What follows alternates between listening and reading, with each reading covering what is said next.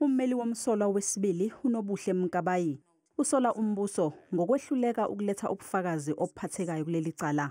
Uthi ikhasimende lakhe uStevino van Rooyen akumele agwetshelwe leli cala njengoba umbuso wehlulekile ukubonisa ukuthi uJocelyn ngampela wadayiswa ukuze anukubezwe. My learned colleague argued that Jocelyn has been delivered, and she has been delivered for the purpose of exploitation for slavery. By who? Where? Who are the exploiters who are exploiting Jocelyn?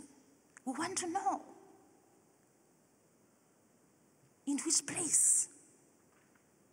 She has to tell this court. She didn't.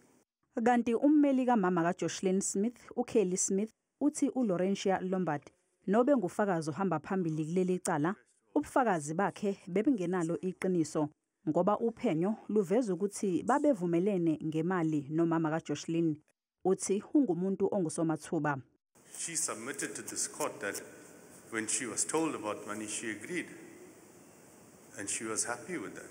Again, my lord, she was going to gain from this, so she had no issue with it. When she realized now she's in hot water, the money is not forthcoming, and there's a very good likelihood she's going to prison, she decides to turn.